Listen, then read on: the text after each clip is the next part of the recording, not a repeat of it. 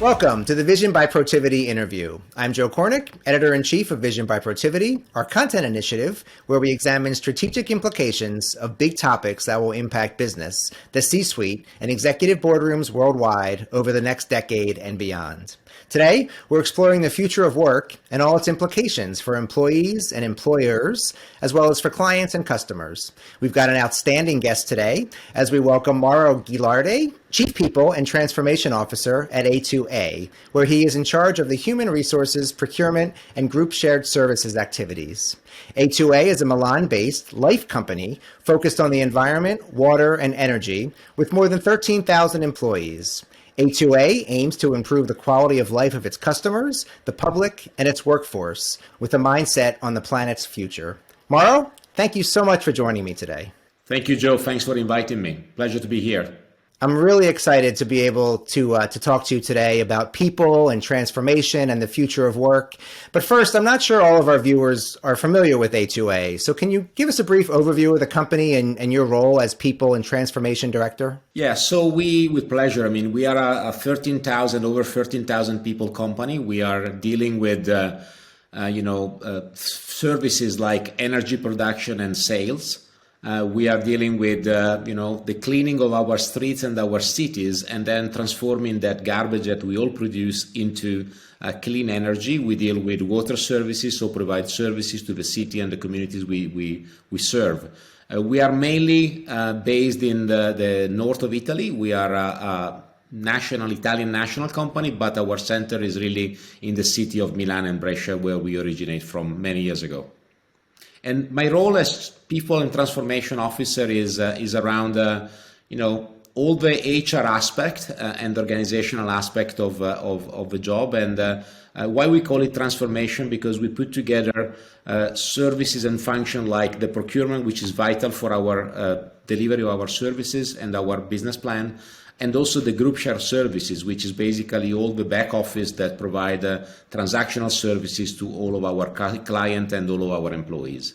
Excellent. So in your role, you're obviously focused on people and all the various aspects that go into people as they work at a corporation. So as you look ahead to 2030 and beyond, how concerned are you about sort of the looming global talent and skill shortage that I know we've all been hearing a lot about, and what can be done to prepare for the brain drain that they call it, that may occur over the next decade and beyond? Yeah, no, I guess that everybody that is in business today should be very concerned, right? So the disaffection of a new generation into the classic corporation environment, the fact that we have a lot of brains which are not in the geographic areas where we are residing. And also I have to say, I'm also concerned about the hands drain, right? So the challenge for a company like mine is at the same time to not have enough brain, but also not to have enough people on the streets, people that are doing the real job. So we are definitely concerned. I think we need to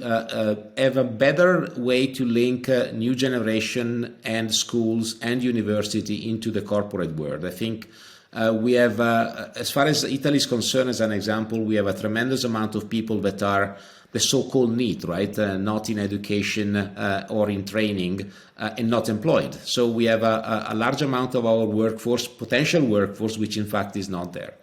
The other element is our inability to transform internally our company's employee into a new workforce, right? So I think that the two things that I'm looking at is how do I better attract a new generation and talent into my workforce, and how I really transform my employees into something which is still employable in our company or eventually elsewhere.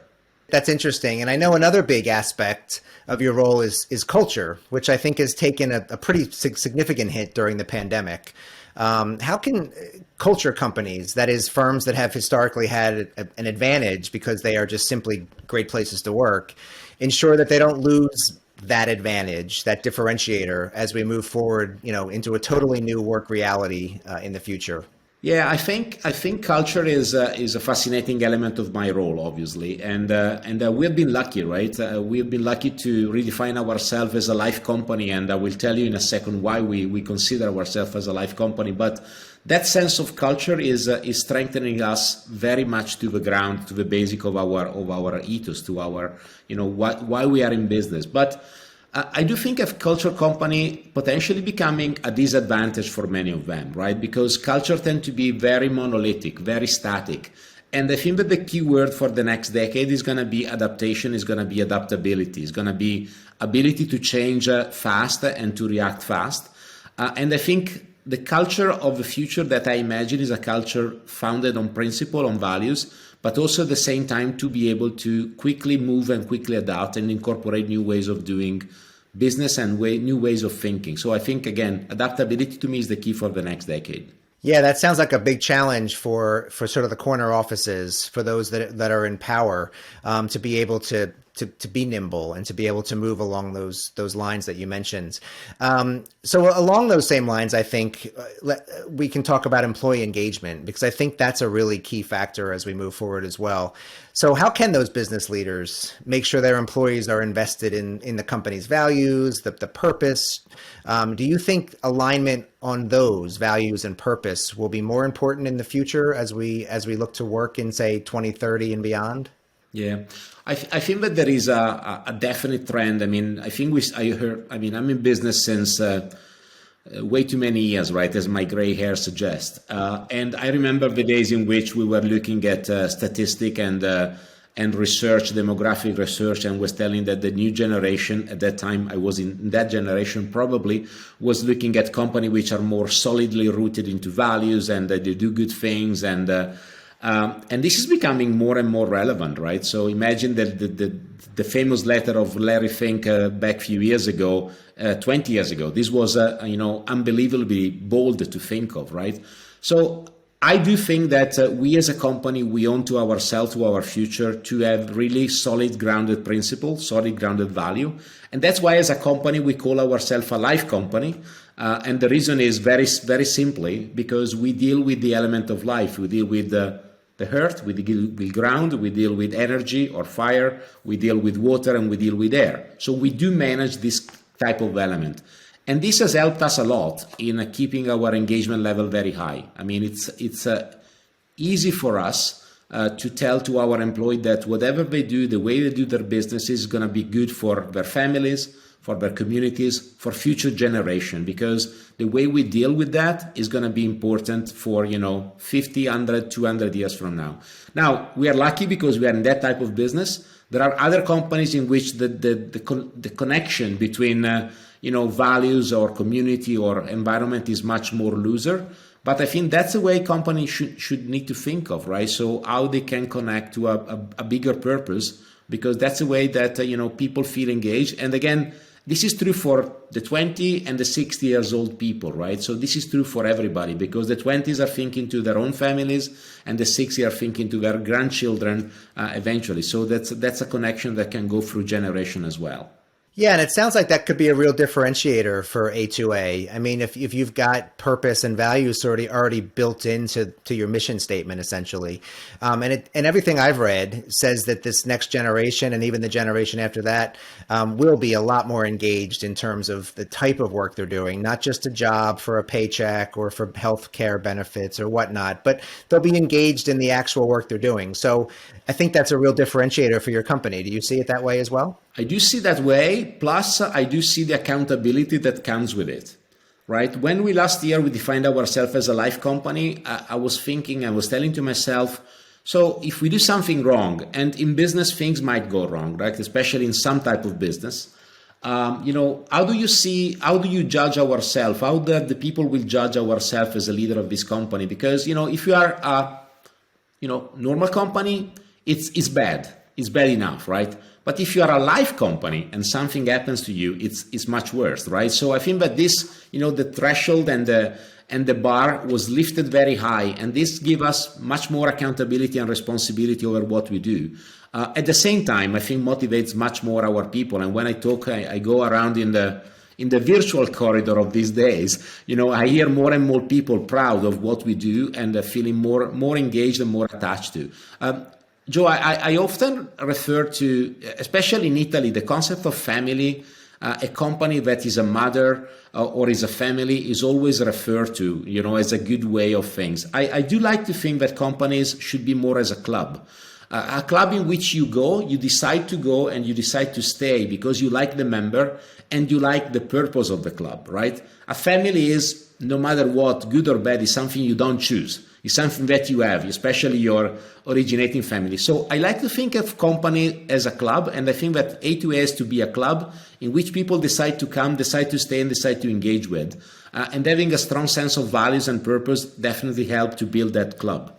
Yeah, I would think that's a big advantage. And one of the big challenges right now, as you know, worldwide is retention. I mean, all of that is a huge issue for HR, managers and business leaders. We're living through the great resignation right now, and all signs indicate that, younger workers will continue to switch jobs and even careers frequently. I think that's a growing trend when we talk about the future of work, career shifts and switching careers midway through. So that's got to be a huge challenge. Is there a playbook to navigate that? I guess if I had a playbook, I would be here interviewing about my next book, the one I wrote, right? No, I do have a few basic suggestions. So one is to be brave as a company and to strive for excellence, in the broader sense. Another one is to select your people according to your same value and don't be afraid of difference of opinion, right? So the core and the value has to be the same in my mind, but people have to be the ability to express themselves in different ways. The other thing is to have as much as more as possible fluidity internally in careers, right? So to allow people to look for that switch of careers that they cannot do internally and they go outside to do that, right? How many times we have people that are changing completely job and go to a new company and you say, well, I wish I knew that, right? I wish I can offer that person the same opportunity inside.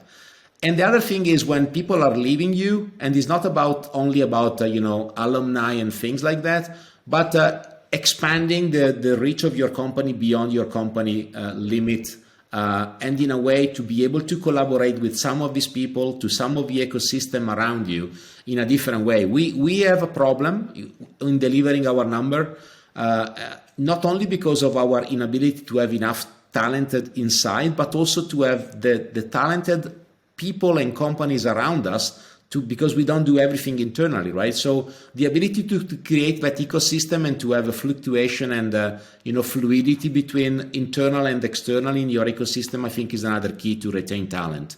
Yeah, absolutely. And retaining talent is one piece of it, but you mentioned sort of switching careers, and eventually you will have to find new employees, I'm sure. I mean, growing companies always need, new lifeblood, employees of the lifeblood. So as you do have to recruit and find new employees, or retain existing ones, what capabilities, what skill sets do you think will be in high demand, let's say a decade from now? And how is that different from today? So let me tell you something which maybe your guest the listener will be surprised by.